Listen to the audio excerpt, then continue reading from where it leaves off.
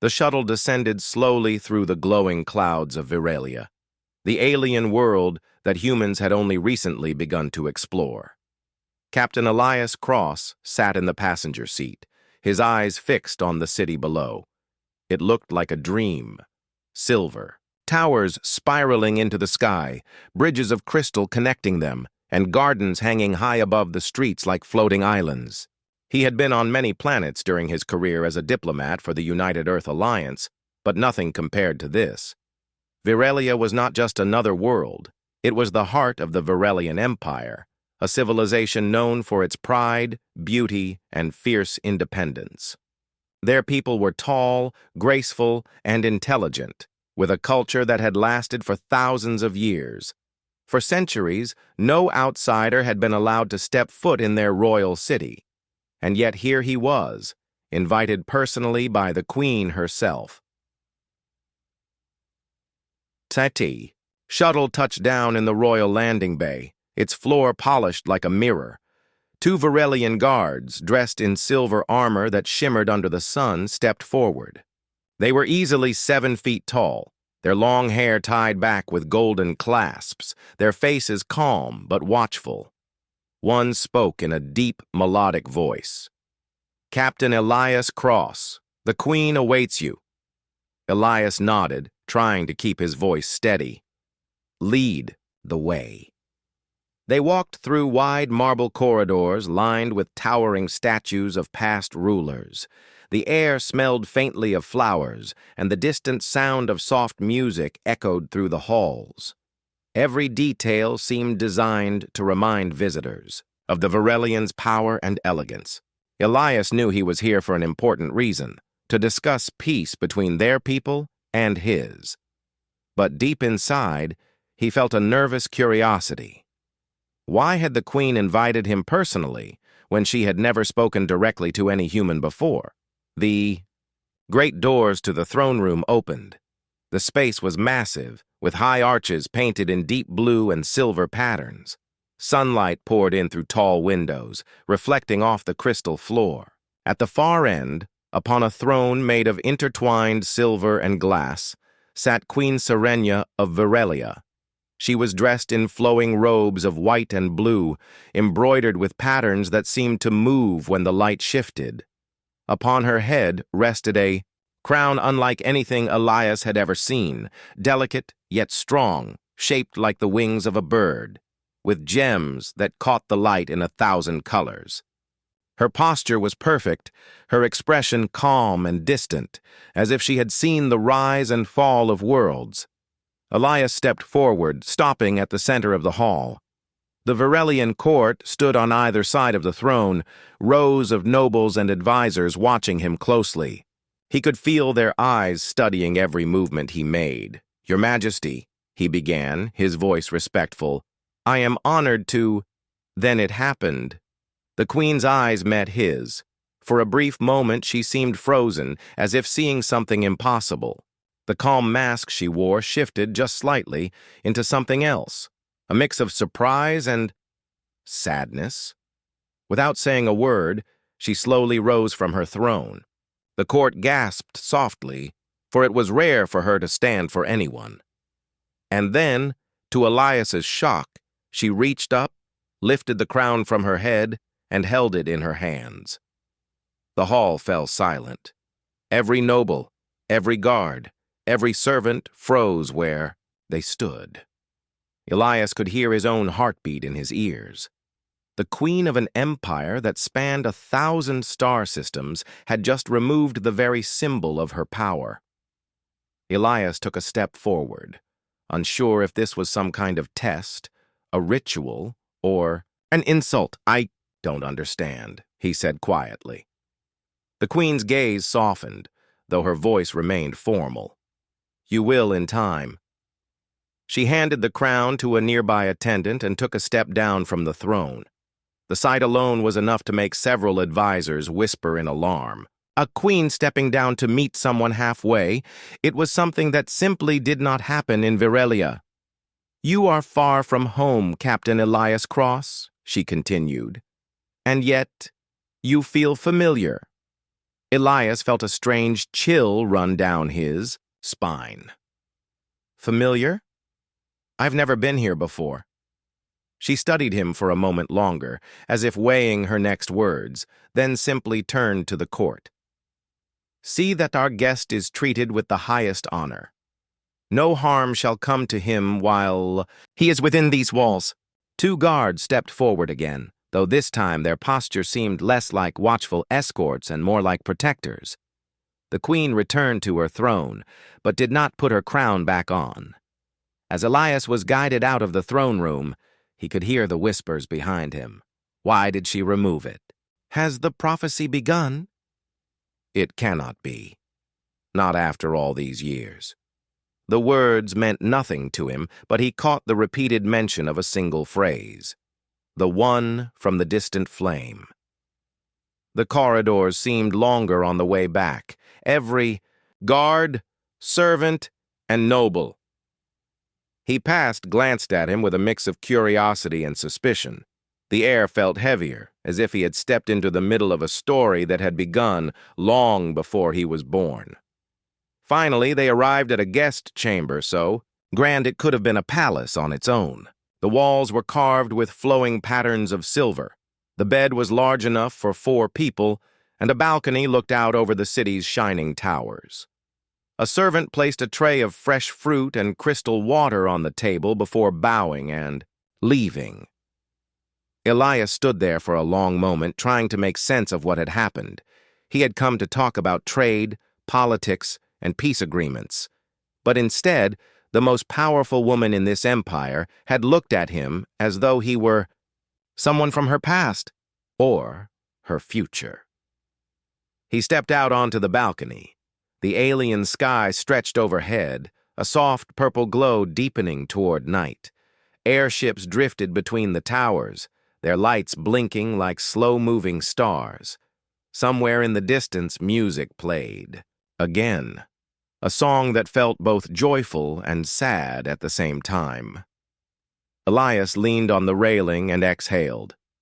What have I walked into?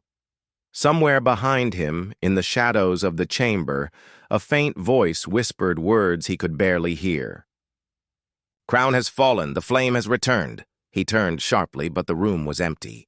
Elias woke to the soft glow of alien sunlight streaming through the crystal balcony doors. For a moment, he almost forgot where he was. The bed was the most comfortable he had ever slept in. The air smelled faintly of some sweet flower he didn't recognize, and the distant hum of the city sounded almost peaceful. But the memory of yesterday's throne room scene returned quickly, the queen's eyes locking on his, the quiet removal of her crown, the whispers from the court. He sat up slowly, rubbing the sleep from his eyes. What did she mean? I will understand in time, he muttered to himself. A gentle knock came at the door. When he opened it, a tall Varelian guard bowed slightly. Captain Cross, the Queen has ordered that you remain in the palace grounds for now. Meals will be brought to you, and you may enjoy the gardens. You are under watch, but as an honored guest. Under watch? Elias asked, raising an eyebrow. The guard's expression didn't change. Some in the court are unsettled by what they saw. Until Her Majesty decides otherwise, you will be escorted at all times. Elias thanked him and stepped back inside. He wasn't sure whether to feel relieved or trapped. Later that day, he wandered into one of the palace's inner gardens, a vast space under a domed ceiling, where sunlight filtered through colored glass panels, painting the ground in shades of gold and green.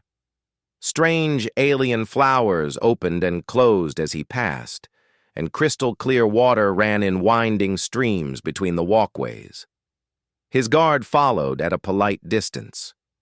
He sat on a stone bench and tried to enjoy the quiet, but he couldn't shake the feeling that someone was watching him. And he was right. From behind a carved pillar, a young Varelian stepped out, a woman much smaller than most of her kind, with ink-black hair tied in a simple braid. She wore plain scholar's robes and clutched a bundle of scrolls to her chest. You are the human, she said, her voice quiet but urgent. Elias tilted his head. I guess that's one way to introduce someone. And you are... My name is Lyra, she said. I study our ancient records. I should not be speaking to you, but I believe you need to know why the queen removed her crown. Elias leaned forward, curiosity sharpening his tone. I'm listening. Lyra glanced around, making sure the guard was far enough not to hear. There is a prophecy, one so old that many in the court have forgotten it or pretend to. It speaks of a time when the Varelian crown will be taken from the ruler's head, not by force, but by choice. It will happen when the one from the distant flame stands before the throne. Elias frowned. The distant flame? That could mean anything. In our language, Lyra explained, it often means a faraway star, or a world under a bright sun. Your people call your home Earth, yes? A world under a yellow star? Elias nodded slowly. Yes, she continued, her voice lowering even more. The prophecy says that this one will carry the Heartlight, a force not of weapon or machine, but of spirit. They will change the path of the crown forever.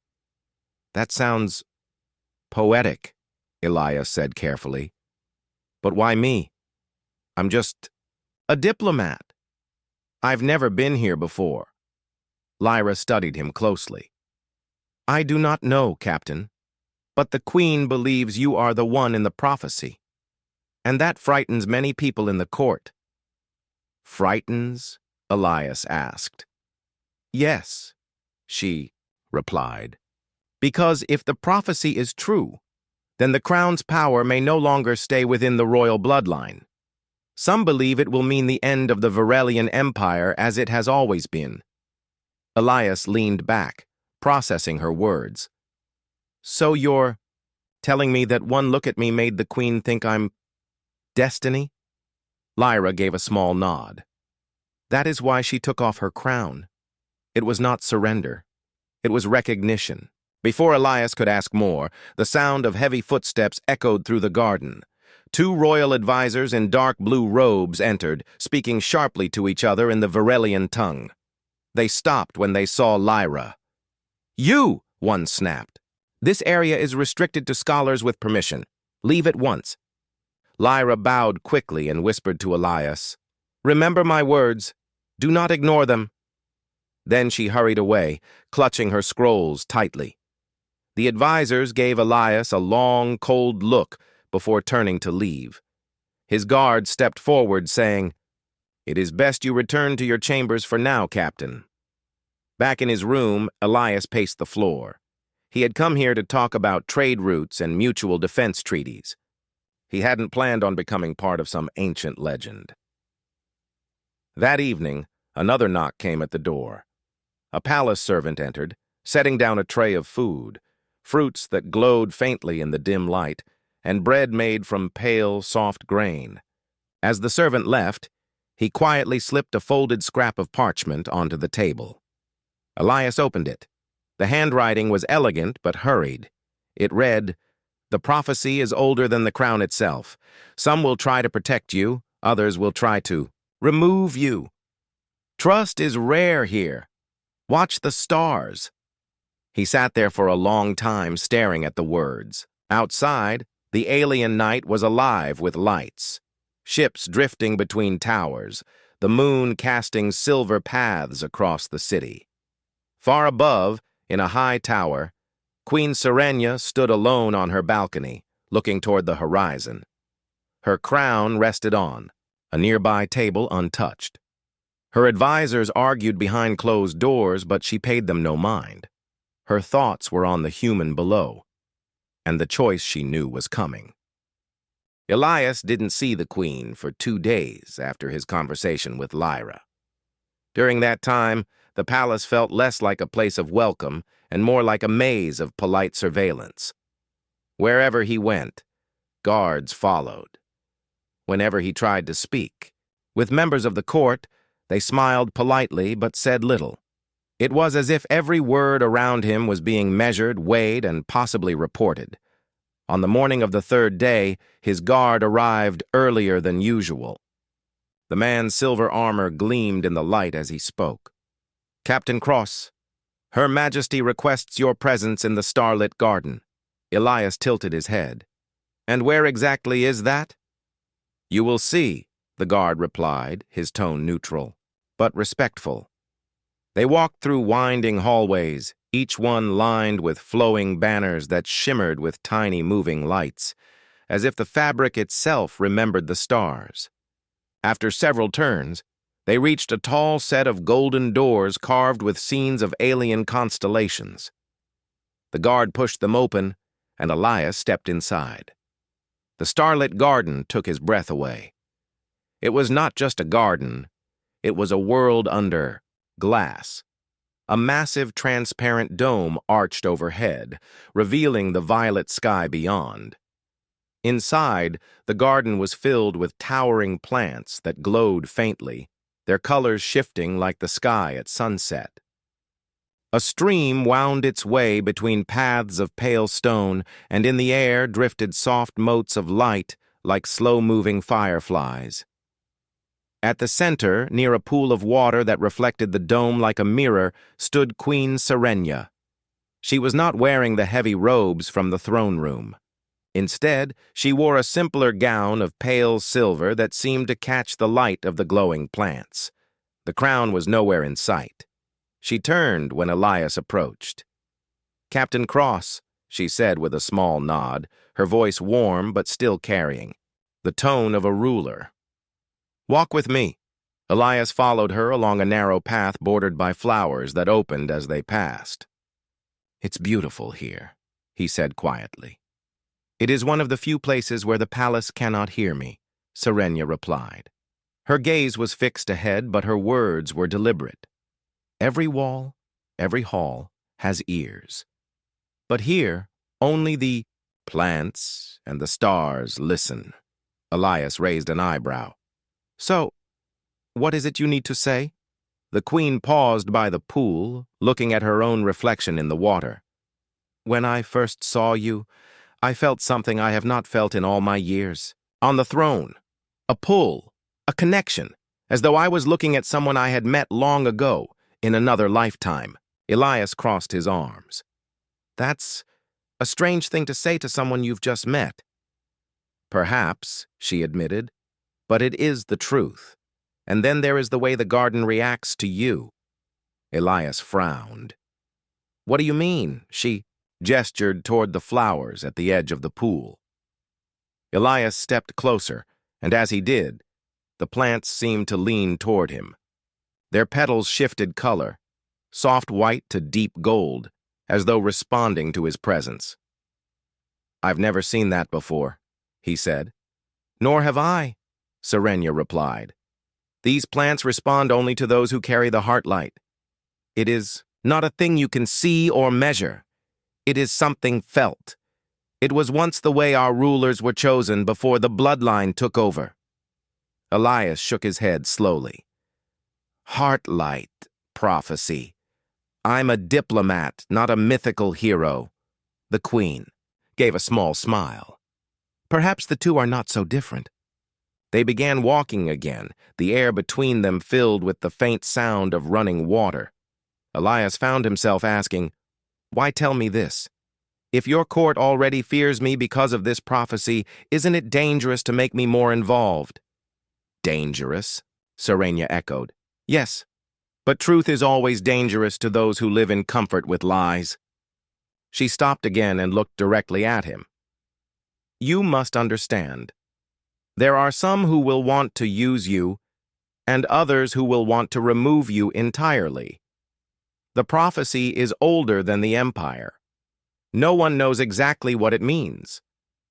But if I am right, your presence will decide the fate of my people."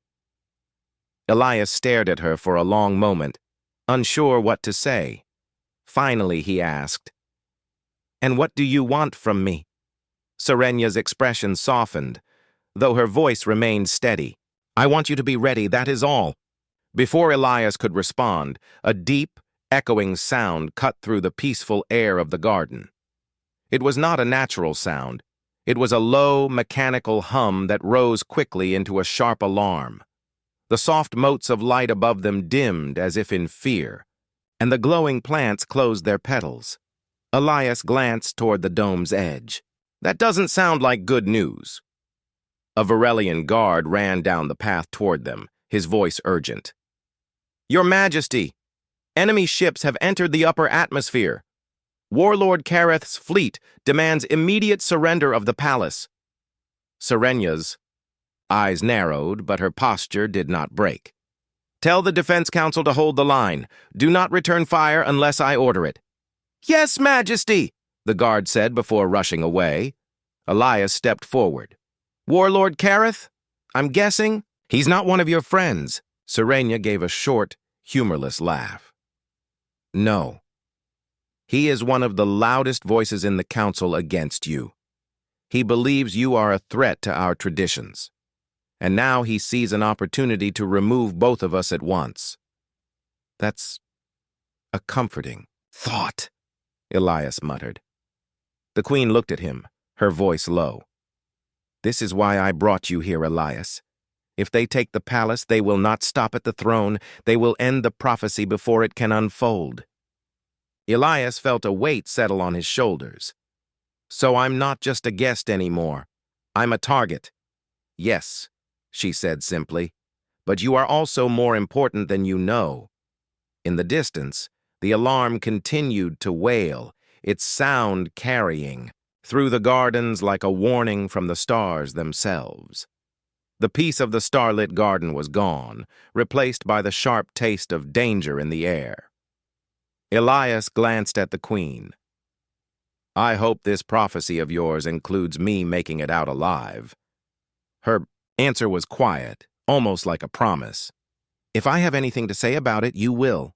The alarms did not stop. The deep, echoing sound vibrated through the palace walls, and the once calm city outside the dome now showed streaks of silver light, Varelian defense ships taking positions in the sky. Elias followed Queen Serenya out of the starlit garden, the guards moving quickly around them. The long hallways that had felt like a place of beauty before now felt like narrow channels leading toward danger.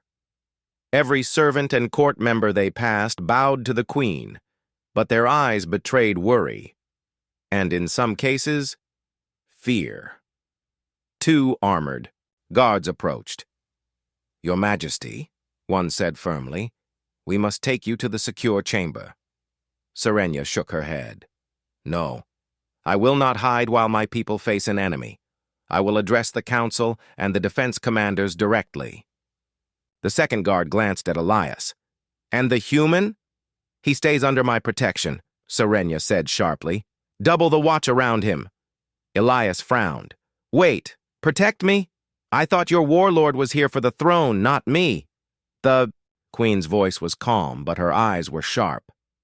You are part of the same threat to him, Elias. In his mind, if the prophecy is true, then removing you is as important as removing me. Kareth believes the Empire must remain under his idea of control, unchanged and unchallenged. They reached the Grand Council chamber, where a circular table of shining crystal stood beneath a dome covered in star maps. Advisors and military officers were already there, voices raised in argument. At the sight of Serenya, the room fell into uneasy silence. One counselor stood, his robe marked with a dark blue sash. Your Majesty, Warlord Kareth's fleet numbers 20 ships. They are heavily armed. He demands that you step down and that the outsider, he gestured toward Elias, be handed over to him immediately. Elias blinked. Well, that's direct. Another voice, older and deeper, spoke from the far side of the table. Majesty, if you simply give the human to Kareth, you can avoid bloodshed. Serenya's gaze hardened. We do not sacrifice honored guests. Not in my court, not while I reign. The room erupted again in whispers and arguments. Elias could feel the tension pressing on him like a weight. He didn't want to be the reason for a war, but he also wasn't planning to walk into Kareth's hands. While the debate raged, Lyra, the young scholar who had spoken to Elias before, slipped quietly into the chamber. She caught his eye and made a subtle hand gesture, pointing toward the far side exit. Elias understood. She wanted to talk, but he also knew leaving the queen in the middle of this chaos without explanation might be risky. He leaned closer to Serenia. If Kareth thinks I'm some kind of prophecy, maybe I should find out why. Fast. Her eyes narrowed slightly. What are you suggesting? The archives, Elias said. Lyra told me they have ancient records, maybe even about humans visiting here before. If I understand why you think I'm this, one from the distant flame, maybe we can use it. Serenia considered this for a moment, then gave a small nod. Very well. Take 2 guards with you. Lyra will guide you, and Elias, be careful. The archives are not as forgotten as they look. Within minutes, Elias was following Lyra through a side passage that led away from the council chamber. The palace above was bright and filled with voices, but as they moved deeper, the air grew cooler, the light dimmer. The walls changed from polished marble to older, rougher stone, carved with faded symbols. These are the lower levels, Lyra whispered. Most here have not been touched in centuries. The oldest histories are kept where few remember the path. Their footsteps echoed in the quiet. The guards kept a steady pace behind them, watching every shadow. Finally, they reached a massive door made of black stone, engraved with swirling patterns that glowed faintly under Lyra's touch. The door opened slowly, revealing the royal archives. Elias stepped inside and felt as though he had entered a temple of time itself. Tall shelves curved in rings around the chamber, filled with scrolls, crystal tablets, and strange cube-shaped devices that shimmered faintly. In the center of the room stood a table with a large sphere resting on it, its surface showing shifting images of stars and worlds. Lyra moved quickly to one of the shelves, pulling down a long scroll sealed with a symbol of a burning sun. This, she said, is one of the oldest records we have. She unrolled it carefully, revealing drawings and symbols that Elias didn't understand. What does it say? He asked. It speaks of the Star-Bearer, Lyra replied, her voice low and steady. A traveler from another world who came in a time of great division. The Star-Bearer carried no weapon, yet brought unity through what they called the Heartlight, a power of spirit that could awaken trust and hope in others. The crown of that age's ruler was removed in their presence, as a sign that the ruler's heart now shared its duty with the Star-Bearer. Elias looked at the drawings. One of them showed a figure standing before a throne, the ruler holding their crown in both hands. The figure looked human. Before Elias could say more, one of the guards stiffened. Movement outside, he warned. Lyra's expression tightened. They've found us. The heavy sound of boots echoed from the corridor. Elias's stomach sank. Whoever it was, they were moving fast. The first guard drew his weapon, a long, slender blade that gleamed under the archive's light. Captain, stay behind us. The door burst open, and 3 soldiers in dark armor rushed in, not the Queen's colors, but Kareth's. Elias's mind raced. If they captured him here, they'd take him straight to the warlord's ship. The boy. Guards moved to block the soldiers, blades clashing in a blur of light and sound. Lyra grabbed Elias's arm. We need to go, now! But the records. They'll still be here. You won't be if we stay. They slipped through a narrow side passage, the sound of the fight echoing behind them. The passage twisted upward, lit only by faint strips of glowing stone. When they finally emerged into a higher hallway, Elias could hear the distant hum of engines, louder than before. The attack was moving closer to the palace. Lyra turned to him, her expression serious. Now you know, Elias. The Queen removed her crown because she believes you are the Star-Bearer. Whether you believe it or not, Kareth does. And he will not stop until you're gone. Elias exhaled slowly, the truth settling heavily on him. Then I guess it's time we stop letting him make the rules. The narrow passage spat Elias and Lyra out into a quieter hallway, far above the archives. The sounds of clashing steel and shouted orders were distant now, but the hum of the palace's defense systems was louder than ever. The walls pulsed, faintly with blue light as shields activated across the outer towers. Elias leaned against the wall for a moment, catching his breath. We can't keep running like this.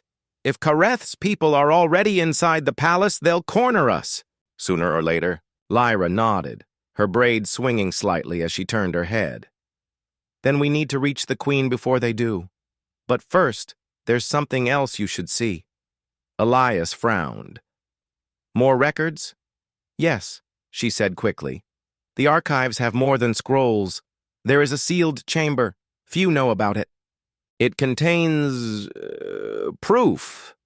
He didn't ask what kind of proof. The urgency in her voice told him enough. They moved again, weaving through a service corridor until they came to a narrow metal door marked with a simple sun symbol. Lyra pressed her hand against a small panel, and the door slid open with a soft hiss. Inside was a small, dimly lit room. The walls were covered in star charts, and in the center stood a single pedestal holding a glass case.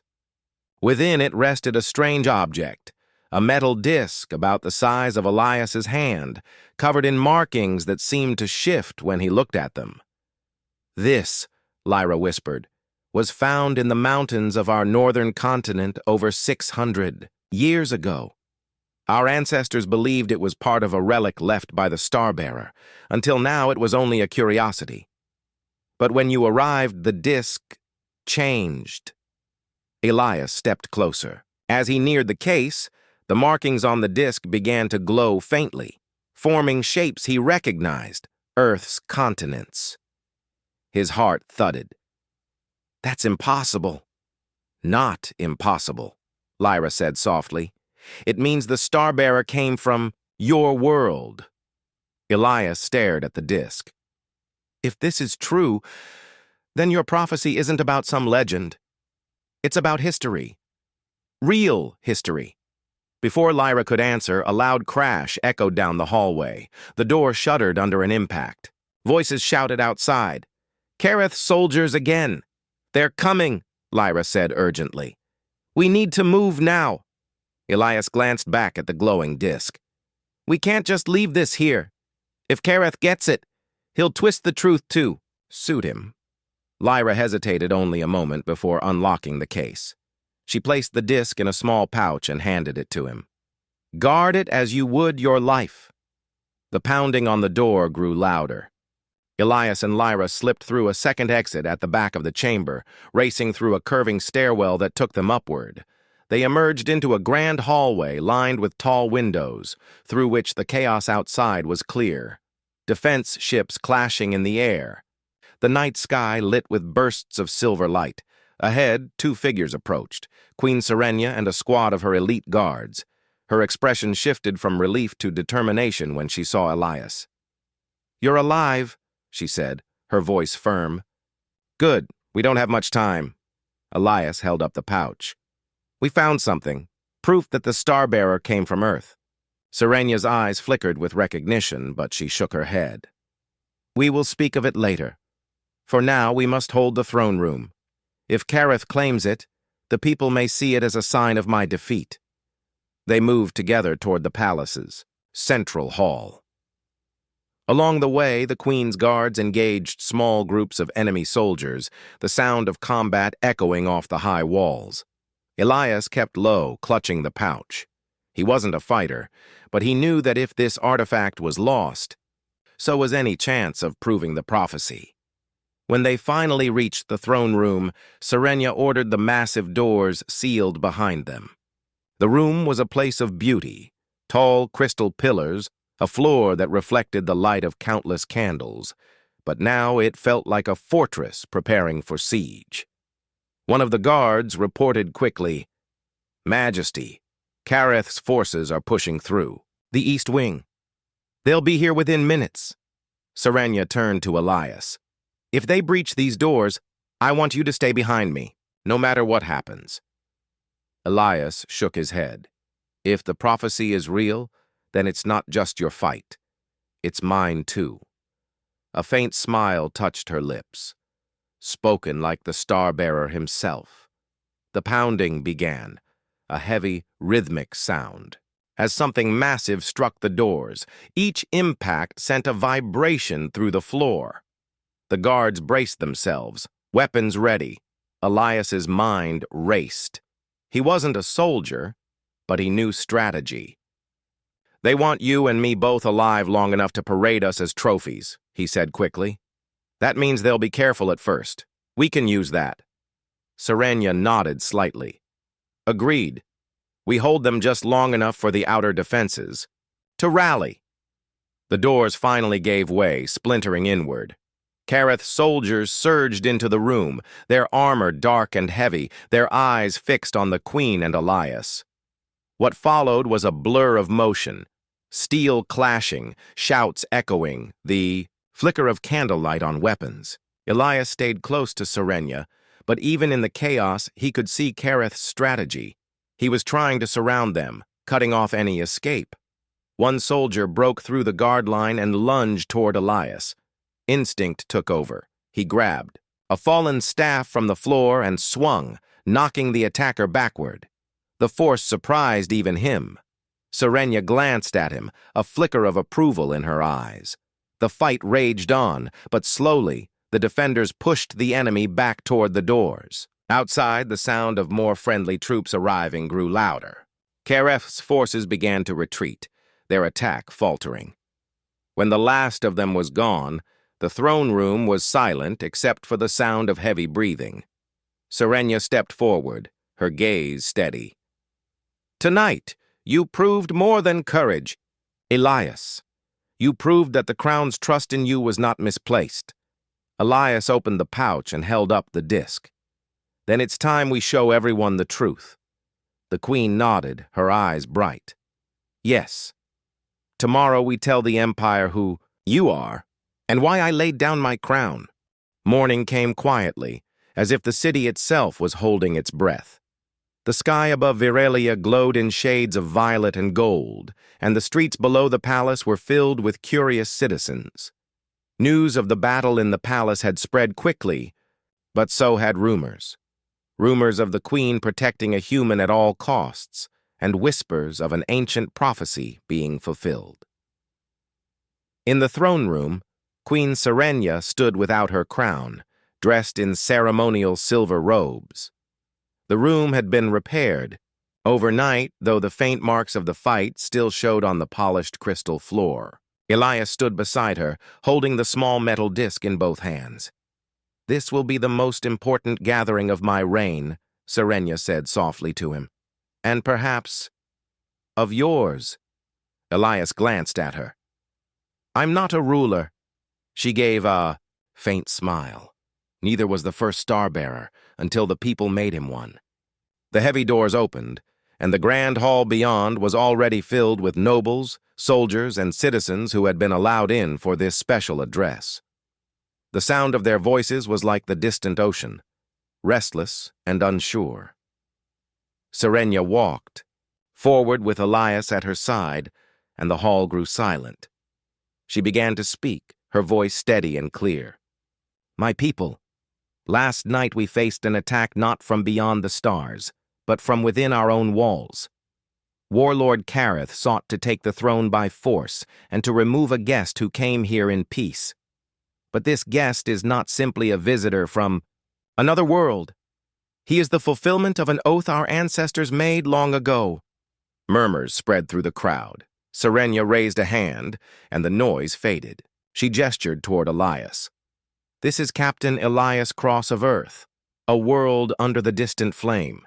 He carries with him proof of our shared history, proof that the star-bearer who once united our people came from his world. Elias stepped forward, opening the pouch and holding the disc high. The markings glowed faintly, showing the shape of Earth's continents. Gasps rose from the crowd, and even some of the skeptical nobles leaned closer. "This artifact," Serenia continued, "was found centuries ago, its meaning forgotten. But when he came, it awakened. Just as the plants in the starlit garden responded to his presence, so does this relic." From the far side of the hall, a voice rang out. "Lies!" Warlord Kareth strode in, his armor scratched from the previous night's battle. He was flanked by a handful of loyal soldiers, but the rest of the hall's guards did not move to stop him. They simply watched. "Kareth," Serenia said calmly, "you still live because I wish to avoid spilling more of our people's blood." "Do not waste this mercy," he sneered. "Mercy? You've been deceived by a stranger's tricks. That disc could be anything. This prophecy is nothing but a story for children." Elias felt a flicker of anger but kept his voice level. "If you truly believe that, then prove it.